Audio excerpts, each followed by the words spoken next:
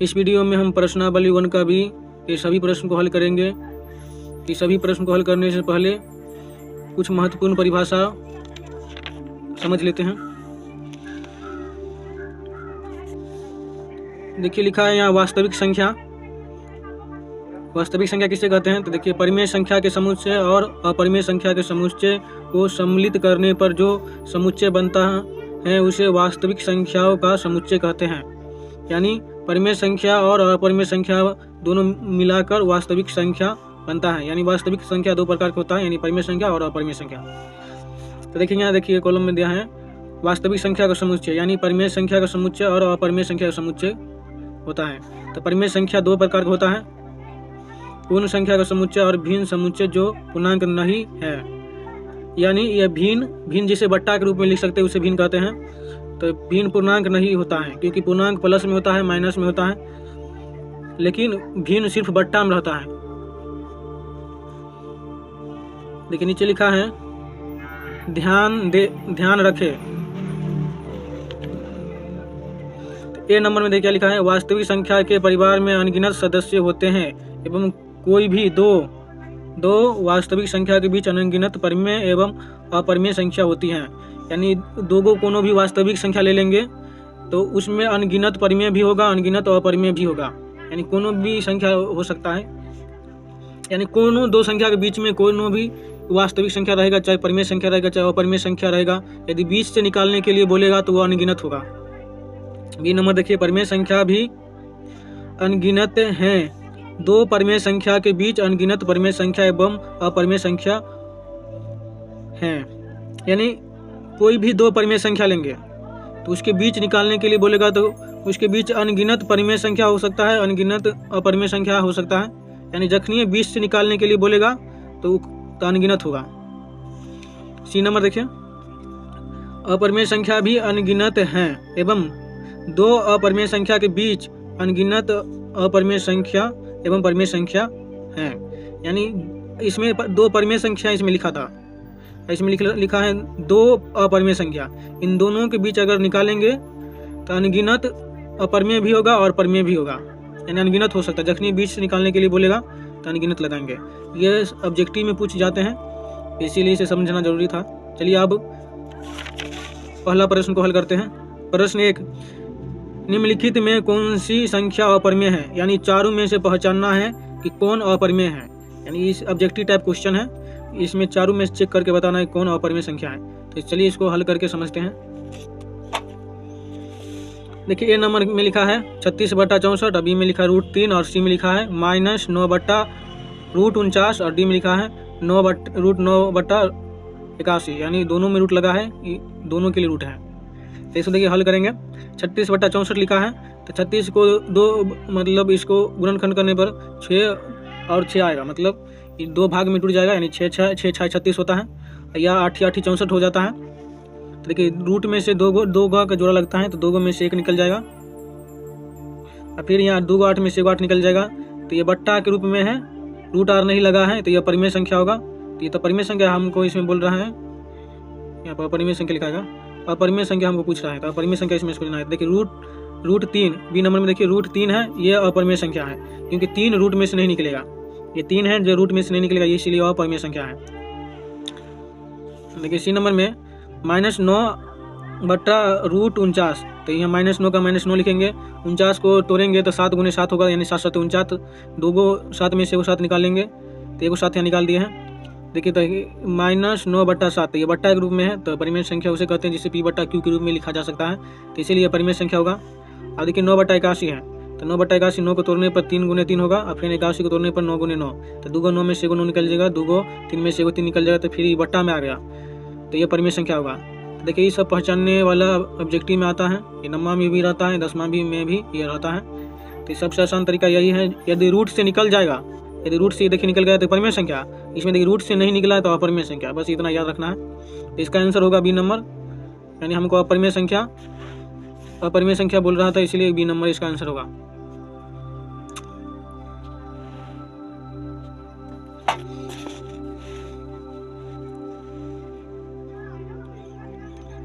चलिए अब दूसरा प्रश्न को हल करते हैं। प्रश्न 2, कई समीकरण और कई समुच्चय हैं। प्रत्येक समीकरण का ठीक एक समुच्चय के साथ जोड़ा लगाए ताकि समीकरण का हल उस समुच्चय में पाया जा सके। यानी इसको हल करना है, हल करके बताना है कि इसमें से कौन होगा, यानी मिलान करना है। चलिए इसको हल करते हैं।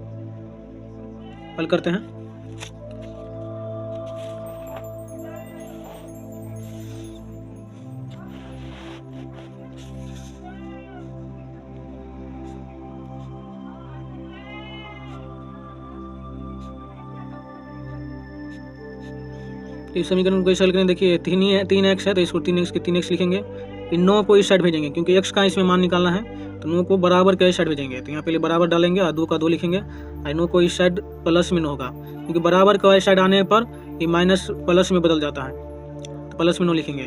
फिर क्या 3x से 3x लिखेंगे, इन दोनों को जोड़ने पर 11 होगा, 9 2 11। अब x का मान निकालना है, तो यानी x का मान निकालने के लिए x सिर्फ लिखेंगे। ये 3 है, 3 ये दोनों के बीच में गुना का चिन्ह होता है, तो गुना रहता है, गुना में तो इधर आएगा तो बट्टा में रहेगा, 3 को इधर बट्टा में लिख देंगे। तो देखिए 11/3 आया है, तो ये बट्टा में है, तो ये कौन संख्या होगा, तो ये परिमेय संख्या होगा। यहाँ लिख देंगे परिमेय संख्या।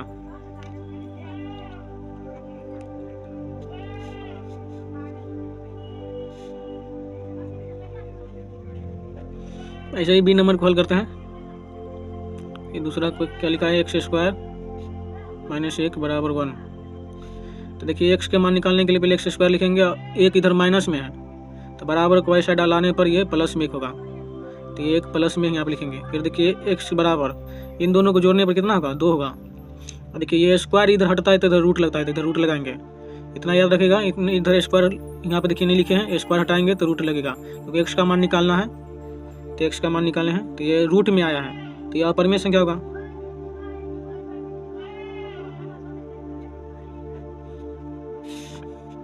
चलिए अब तीसरा नंबर देखते हैं।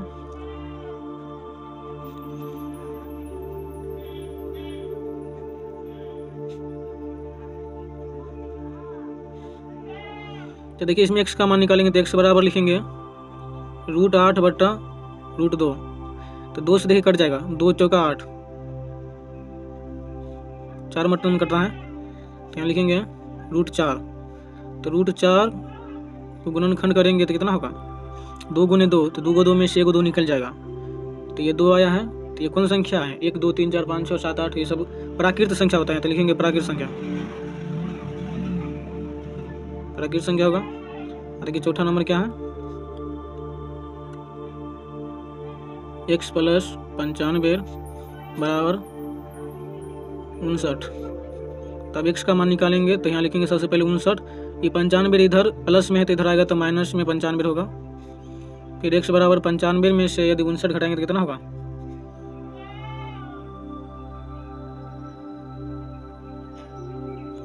माइनस में 36 होगा, क्योंकि माइनस में ज़्यादा है इसीलिए माइनस में 36 होगा। तो ये माइनस में यानी ऋण पूर्णांक हुआ, यानी माइनस में है तो पूर्णांक होगा, तो लिखेंगे पूर्णांक। तो अब इसमें मिलान करना है, तो मिलान कैसे करेंगे हम बता देते हैं। देखिए पहला नंबर का परिमेय संख्या होगा, तैयार होंगे, परिमेय संख्या वाला मिलान करेंगे। तो देखिए पहला कौन है, ए नंबर का है, यानी परिमेय संख्या यह लिखा है, परिमेय संख्या का समुच्चय। तो एक नंबर का सी होगा, ए का सी होगा। ठीक है, बी नंबर को हल किए तो क्या आया है, अपरिमेय संख्या, तो अपरिमेय संख्या होगा, तो अपरिमेय संख्या। तो दूसरा का बी होगा ना, अपरिमेय संख्या का लिखें, दूसरा का लिखा है डी नंबर में अपरिमेय संख्या है, तो 2 नंबर का आंसर डी होगा, डी में मिलाएंगे। देखिए 3 नंबर के कौन होगा, 3 नंबर प्राकृत संख्या और 4 नंबर पूर्णांक संख्या। तो देखिए 3 नंबर का आंसर ए होगा प्राकृत संख्या और 4 नंबर का बी नंबर होगा पूर्णांक संख्या। इसी तरह हल करेंगे तब मिलान करेंगे। तो चलिए अब तीसरा प्रश्न को आप हल करते हैं। प्रश्न 3, निम्नलिखित के केवल उत्तर लिखिए। तो इसमें सिर्फ उत्तर लिखना है। तो ये नंबर देखिए, 2 अपरिमेय संख्या के बीच कितनी अपरिमेय संख्या होती हैं। यानी इसमें पूछ रहा है 2 अपरिमेय संख्या लेंगे तो उसमें उसके बीच कितना अपरिमेय संख्या निकाल सकते हैं। तो यदि कोई भी 2 अपरिमेय संख्या या परिमेय संख्या या वास्तविक संख्या के बीच पूछेगा तो हमेशा अनगिनत होगा। यानी बीच जखनी 2 बीच से पूछेगा ना तो इसका आंसर अनगिनत होगा, यानी बहुत निकाल सकते हैं। तो इसका पहला का आंसर अनगिनत होगा। अब बी नंबर देखिए, दो वास्तविक संख्या के बीच कितनी वास्तविक संख्या होती हैं। इसमें भी दो वास्तविक संख्या भी, तो बीच से निकालने के लिए बोल रहा है, तो इसीलिए इसका अनगिनत निकाल सकते हैं, तो इसका भी आंसर अनगिनत होगा। सी नंबर देखिए, दो वास्तविक संख्या के बीच कितनी अपरिमेय संख्या लिखी जा सकती है, यानी फिर इसे बीच से निकालने के लिए बोल रहा है, यानी दो वास्तविक संख्या के बीच, तो अनगिनत होगा इसका भी आंसर। चलिए अब डी नंबर देखते हैं। परिमेय संख्या के समुच्चय और अपरिमेय संख्या के समुच्चय में कितनी संख्याएं उभयनिष्ठ होती हैं। उभयनिष्ठ का मतलब है जो दोनों में रहता है उसे उभयनिष्ठ कहते हैं। तो परिमेय संख्या और अपरिमेय संख्या का एग्जाम्पल भी अलग अलग होता है, यानी परिमेय संख्या अपरिमेय संख्या नहीं हो सकती है, ना अपरिमेय संख्या परिमेय संख्या ना हो सकती है। तो इसीलिए दोनों का एग्जाम्पल में एक भी मतलब उभयनिष्ठ मतलब दोनों में एक भी कॉमन नहीं रहेगा, तो इसका आंसर होगा एक भी नहीं। तो इसका डी नंबर के लिखेंगे एक भी नहीं होगा, यानी दोनों का एग्जाम्पल अलग अलग होता है, तो एक भी एग्जाम्पल सेम टू सेम नहीं आएगा। देखिए ई नंबर, परिमेय संख्या के समुच्चय और अपरिमेय संख्या के समुच्चय के सम्मिलित को कौन सा समुच्चय कहा जाता है। तो अभी जस्ट हम पहले परिभाषा पढ़े थे वास्तविक संख्या का परिभाषा, तो वास्तविक संख्या का यह परिभाषा है, तो ई नंबर का आंसर होगा वास्तविक संख्या, क्योंकि यह वास्तविक संख्या का परिभाषा है। आज देखिए एफ नंबर, क्या प्रत्येक अपरिमेय संख्या के संगत संख्या रेखा पर एक बिंदु होते हैं। पूछ रहा है अपरिमेय संख्या संगत संख्या रेखा पर एक बिंदु होता है, तो उसके बिंदु के रूप में लिखते हैं, तो बिंदु के रूप में तो होता है, तो इसीलिए इसका आंसर होगा हाँ। एफ नंबर का आंसर होगा हाँ। देखिए 4 नंबर प्रश्न को अभी हल नहीं करेंगे, क्योंकि ये प्रश्न आंसर यहाँ दिया गया है, ऐसे ही सेम टू सेम उतार लेंगे। देखिए चौथा का आंसर दिया हुआ है, ऐसे ही ग्राफ में बनाना होता है, तो ग्राफ का कॉपी नहीं है इसीलिए इसको नहीं बनाएंगे अपन। ग्राफ का कॉपी में इसमें से देख कर बना लीजिएगा। ये प्रश्न उतना इम्पोर्टेंट नहीं है, ये परीक्षा में नहीं पूछे जाते हैं, मन है तो इसमें से बना लीजिएगा, ग्राफ का कॉपी में ही बनेगा। चलिए इस वीडियो को यही समाप्त करते हैं। यदि आप सभी विषय का PDF नोट्स और फार्मूला डाउनलोड करना चाहते हैं, तो मेरे व्हाट्सएप चैनल का लिंक डिस्क्रिप्शन में दिया गया है, वहाँ से डाउनलोड करके आप कॉपी पर लिखकर प्रैक्टिस कर सकते हैं। और साइंस का सभी विषय का PDF नोट्स का भी लिंक डिस्क्रिप्शन में दिया गया है, वहाँ से डाउनलोड करके आप कॉपी पर लिखकर प्रैक्टिस कर सकते हैं। अगली वीडियो में हम प्रश्नावली 1 का सी को हल करेंगे।